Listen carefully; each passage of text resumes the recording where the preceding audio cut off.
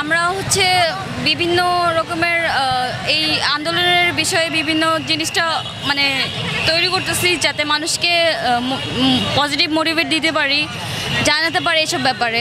এটাই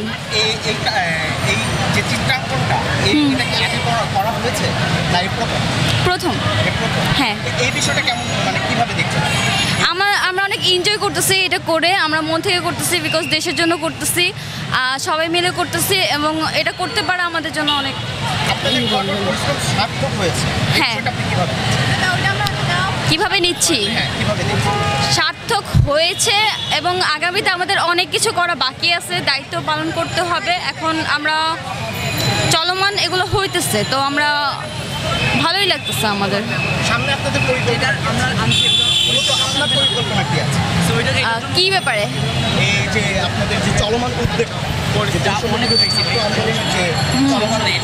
আমাদের পরিকল্পনা হচ্ছে একটা ভালো সরকার যাতে আমাদের আসে। এখন যেহেতু ডক্টর ইউনূস স্যার আছে, তো তার উপরে আমাদের অনেক ভালো একটা এক্সপেকটেশন আছে। তো আশা করি উনি ভালো করে দেশটা পরিচালনা করবে। এরপর যখন নতুন সরকার যদি আসে, বাট আমাদের ইচ্ছা উনি আমাদের কাছে দীর্ঘ কয়েক বছর যাবত যদি থেকে যায়, আমাদের ভালো ফিল হবে। ভবিষ্যতে সেটা অবশ্যই আসবে, যদি যারা পজিটিভলি যারা স্ট্রাগল করে, অবশ্যই তাদের দিক থেকে ঠিক আছে আসবে। এখন আমরা চেষ্টা করব আসার।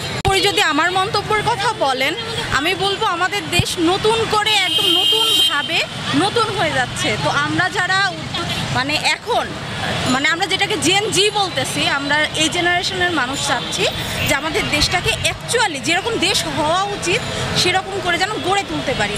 এক্ষেত্রে সকলের সহযোগিতা লাগবে। আমরা শুধু এই জেনারেশন মিলে হবে না, আপনাদের পরামর্শ লাগবে।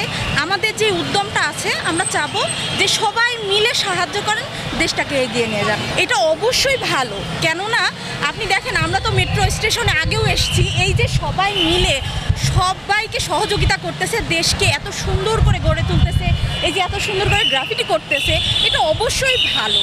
এবং একটা জিনিস ভালো হয়েছে এখানে, যে এই যে বিপ্লবটা হয়েছে, এটার মাধ্যমে না আমাদের সকল মানুষের মধ্যে সম্প্রীতিটা বেড়ে গেছে। রাতে যখন আপনারা দেখছেন যে ডাকাত পড়ছে বলে আমরা জানতেছি, সবাই মিলে এত সচেতন হচ্ছে মহল্লায় মহল্লায়, এটা না সবার মধ্যে একটা ভালোবাসা তৈরি করতেছে।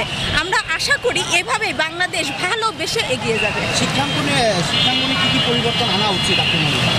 আচ্ছা, শিক্ষাঙ্গনে বলতে গেলে আমরা শিক্ষা সিস্টেমে অবশ্যই পরিবর্তন আনতে চাই। সেক্ষেত্রে আমি আরও বলতে চাই, আমাদের যে দুর্নীতিগুলো ছিল, বিশেষ করে বিসিএসের যে প্রশ্ন ফাঁস নিয়ে একটা বড় কেলেঙ্কারি বলতে হবে এটা অবশ্যই।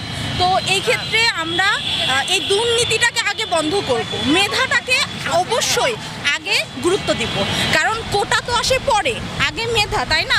মেধা যে এই যে প্রশ্ন ফাঁস, এটা কিন্তু বড় একটা জায়গা। এই প্রশ্ন ফাঁসটা যদি না হয়, এই দুর্নীতিটা যদি ঠেকাইতে পারি, তাহলে আমার মনে হয় যে অনেকাংশে মেধা চান্স পাবে। আমার মনে হয় কোঠার হিসাব করে, কোঠা তো এখন নাই, আলহামদুলিল্লাহ। আমরা এটাই চাচ্ছি যে শিক্ষাঙ্গনে সব দিক থেকে ভালো হোক। এই বাংলার জমিনে যতবার স্বৈরাচার আসবে, ছাত্র সমাজ ততবারই মাথা উঁচু করে দাঁড়িয়ে থাকবে, এবং স্বৈরাচারের স্থান এই বাংলা জমিনে কখনো হতে দেব না ইনশাল্লাহ।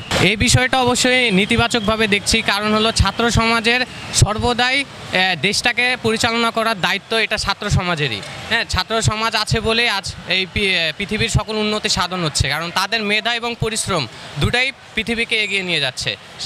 বর্তমান শিক্ষা অঙ্গনটা আপনি কিভাবে দেখছেন? ভবিষ্যতের দিকটা কোন দিকে গিয়ে ঠিকতে পারে? অবশ্যই এখন আমাদের যে ইউনূস স্যার, তাকে অবশ্যই শ্রদ্ধা জানাই, কারণ তিনি বড় বড় 3টা অ্যাওয়ার্ড পেয়েছেন। আমি বিশ্বাস করি যে তিনি অবশ্যই আমাদের বাংলাদেশকে অন্তত ইউরোপ না হলেও সিঙ্গাপুরের চেয়ে কম কিছু করবেন না। আর তার শিক্ষা ব্যবস্থার অবশ্যই আমরা উন্নতি কামনা করছি।